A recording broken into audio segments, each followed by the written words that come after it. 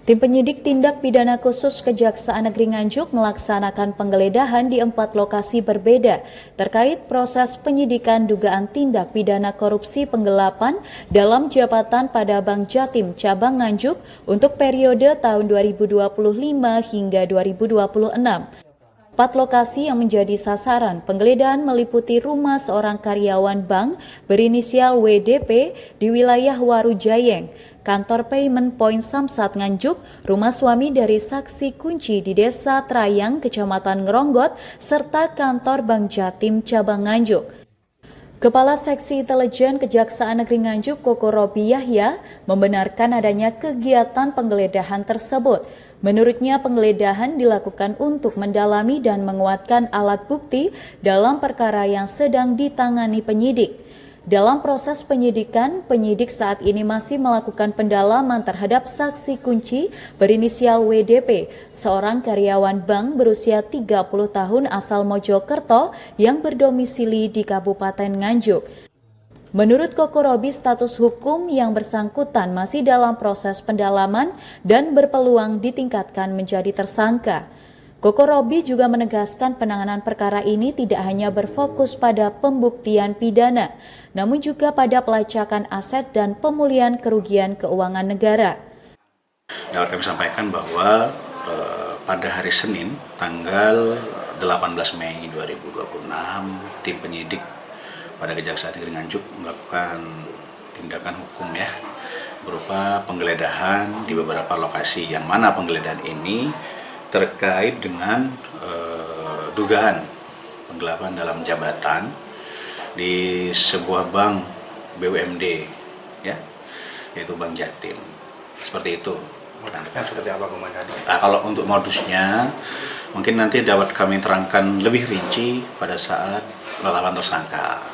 Untuk saat ini ialah kemarin penggeledahan yang dilakukan adalah berfokus pada dokumen-dokumen yang terkait dengan perbuatan yang dilakukan oleh terduga, seperti itu. Yang digeledah di mana saja?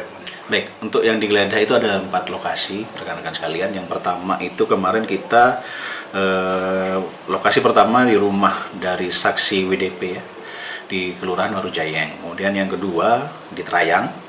Kemudian yang ketiga di bagian pelayanan Samsat. Yang keempat di kantor Bank Jatim. Terus dari penyidik sendiri, yang di bawah ini berkas apa aja?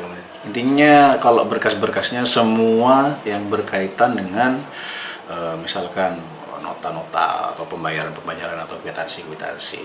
Mungkin nanti akan lebih rinci kita paparkan pada saat penetapan tersangka. Seperti itu rekan-rekan sekalian. Terus untuk kerugian negara sendiri gimana?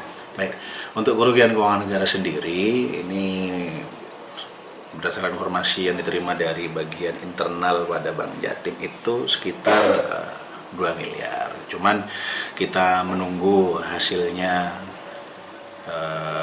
yang paling fix dari hasil penghitungannya teman-teman auditor internal di sana sebelum nantinya kami ajukan ke BPKP. Seperti itu rekan-rekan sekalian. Selain WDP ini dimungkinkan ada? Dimungkinkan ada. Ini WDP ini kan karyawati pada BUMD. Kemungkinan besar suaminya juga kan menjadi target operasi dari penyidik pada Kejaksaan Negeri Nganjuk. Seperti itu. Sudah berapa lama terduga pelaku ini melakukan?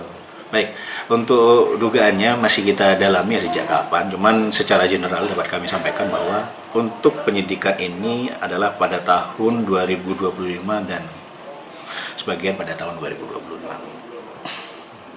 Terkait dengan ini, WDP ini sebagai apa di Bank Jatim? Baik, untuk detailnya sekarang kan sudah dipindah lagi ke kantor cabang utama Kalau informasi awalnya itu sebagai kasir pada saat bertugas di Samsat. Berarti terkait dengan ini pembayaran pajak apa? Ya, sedang kita dalami untuk itu yang lebih pasnya di mana, mengingat kerugian yang ditimbulkan berpotensi sangat besar. Kita akan dalami dari sisi atau detailnya dari mana saja kerugian ini berasal. Seperti itu rekan-rekan sekalian.